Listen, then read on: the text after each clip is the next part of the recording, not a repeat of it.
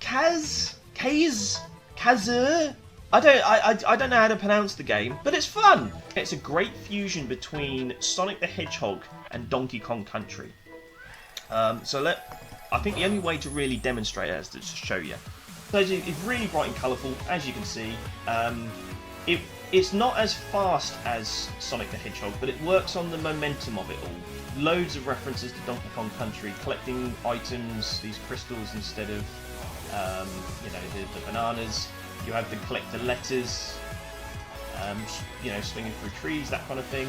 But it also has like these special zones that you can go to, where you have to, it reminds me of like the Master System Sonic the Hedgehog games, where you have these like bonus stages and things to go. Again, also like Donkey Kong Country, the spinning of the your animal using the abilities, jumping off things, using the two ears as projectiles, spinning into them like that. Yeah, it flows so well, and that's why I have it kind of high praise. Like I said, with like the Sonic and the Donkey Kong references. Collect these 100 of these pink gems to get like the proper ending and stuff on each stage, which to be honest with you, I don't tend to like on a lot of platformers because they get a bit silly. But on this one I actually found it really enjoyable to try and collect everything because of its flow. Very much like your Super Meat Boy kind of style as well, where the game it's incredibly fair and well made. So there's never a time where I failed and gone, oh, that's terribly unfair. How would I have known about that? And you see these green crystals around the outside of this archway. That's like an extra bonus level that you unlock when you get all the green crystals in this world. So there's plenty of levels. You get rewarded with more levels the more you play and the more you ace these stages. So that's a more difficult level that you unlock for this world. So this is another cool thing. You get these masks that give you different abilities, and it completely changes like the gameplay. So now we're turned into sort of. Has anyone played the game Owlboy? These masks give you the new abilities and sort of change up the gameplay. And you can get all kinds of ones. There's ones where you can be a dragon and you just run constantly, a bit like the new Super Meat Boy, which is more of an auto runner. This reminds me a lot of like the animal buddies in Donkey Kong Country. But yeah, there's ones where you can grab onto the sides of the walls and you get like a wall climb, and it just gives you something more to think about. As good as a game like this doesn't need a story, that I'll stay by that. Sonic has a very bare bones story. So does Donkey Kong. They don't need a story, but when you first play this game, there is a fair amount of cutscenes, and as you play through the game, they give you more cutscenes. They're not terrible, and they don't take a lot of your time up, but for the amount that they do, you think that the story's going somewhere or doing something, And a lot of artwork has gone into trying to put the story across.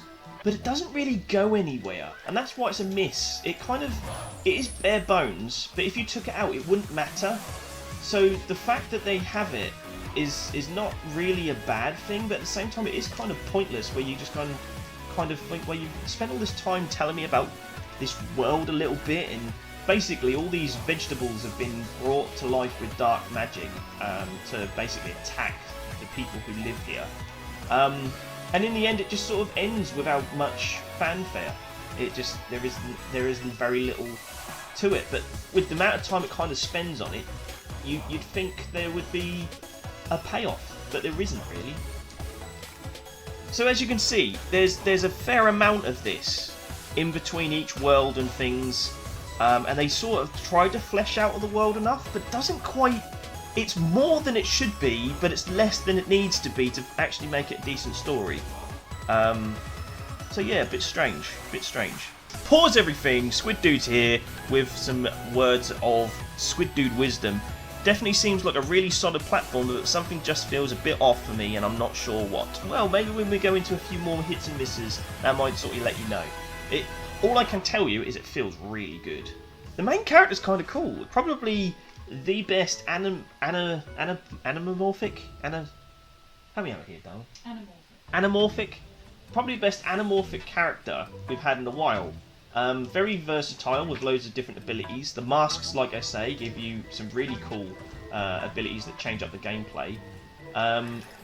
Really awesomely animated, filled with lots of personality, and just does exactly what you need the character to do. So Kaze, I think is how Vargas helped me pronounce, is really, really awesome. And I hope that she, I think it's a she, gets another game. So I get the shark mask. Pretty badass. So now it allows me to sort of properly swim. So now this turns into like a swimming, sort of proper swimming stage. Bosses are really cool, but one thing that isn't so memorable is the world. One of the more memorable things about Sonic games is the world. You know, who forgets about things like Chemical Plant Zone and the Green Hill Zone? Those things will stick with you forever. And Mario does a good job with memorable zones like Iceland and Giant Land and stuff like that as well.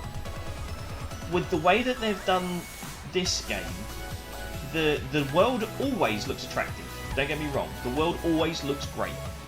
However, I couldn't really say to you what my favourite world was because they kind of bleed into one. They don't really have a theme. It's almost like the creator made the levels when they had an idea, but didn't group them together with a theme of any kind, you know. So you can go from a forest to an ice level to a water level to a cave, and you can do that on any world. Whereas if you played something like Donkey Kong or Mario, they tend to group them together to give the worlds a theme, and that works. But the detriment to this and doing it this way is that although you get loads of variety every time that you get a new world, you're going to get different things. I can't place or say which world is my favourite or which land is my favourite because they all feel the same. Let's go back to Iceland. So you go here and you think, oh, I'm going to have a load of ice-themed levels. Let's just go in here and let me show you what I mean. So you think, oh, okay, so everything's going to be a nice level from now because this is kind of ice world. Pretty cool. But if I go out of this world, almost immediately, I go into a rain level. Then I go into like an Aztec jungle. Then I'm back in sort of like an ice cavern, which kind of makes sense. Then I'm in like a treetop level with like mechanical stuff. Then sort of icicle again with this vines, but then again I go back to this cave-like mine type level.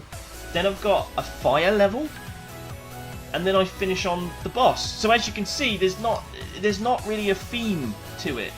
And as a result of that, although that kind of works because you're never looking at the same thing twice, and I'm not saying that's necessarily a bad thing, it just, you know, this looks pretty cool. It would have been nice to have all the worlds themed around this. So you start again with a poisoned sort of underwater level, then it gets more poisoned, then you end up in the sky, then you're in the jungle, then you're in a mine again, then it goes back to poison, fair enough, then you're back in the sky with kind of like a mechanical pulley system.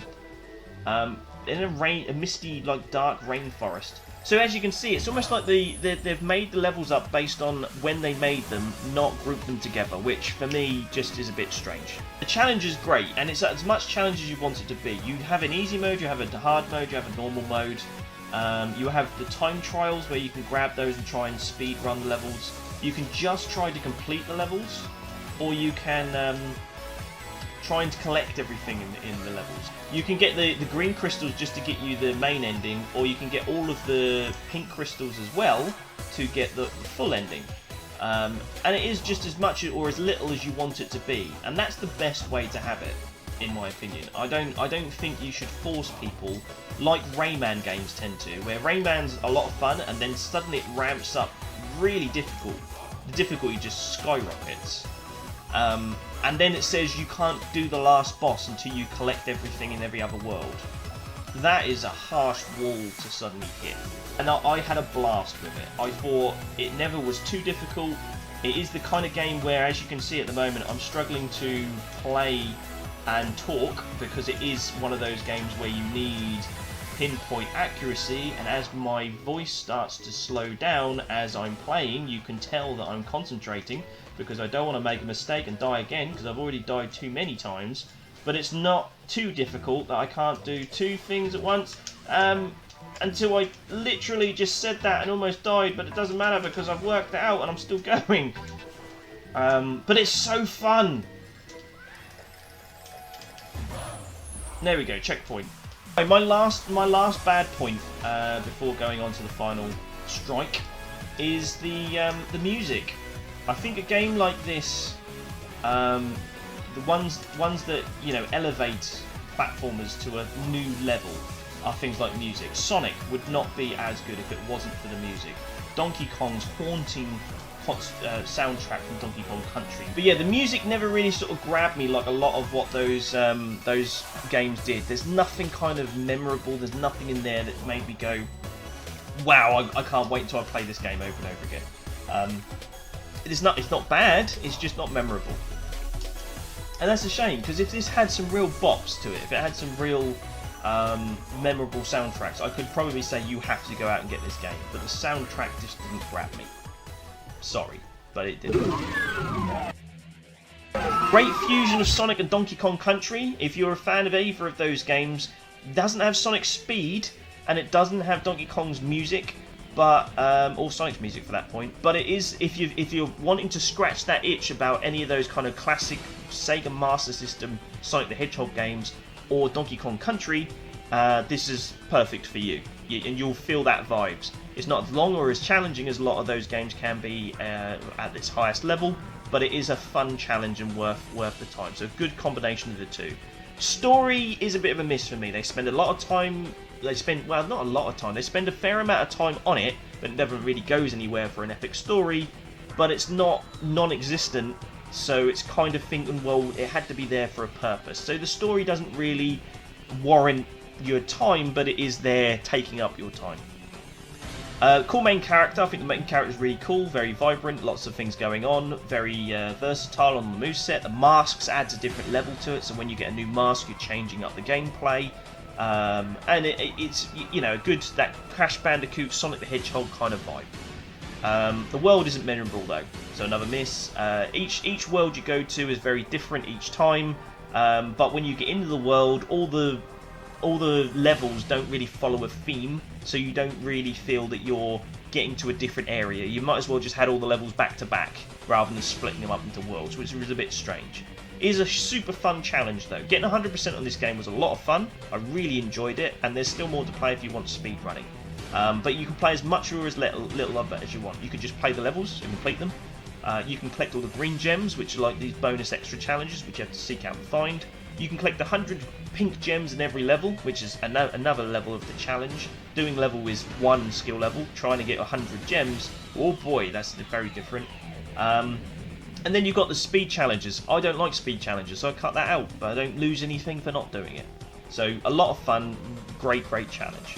And then finally, the music is a miss for me. There's nothing in here, there's no real bops like there is in Sonic and Mario and Donkey Kong and all those classics. It needed somebody to really have a look at the soundtrack and kind of have another go at it. So that's a shame.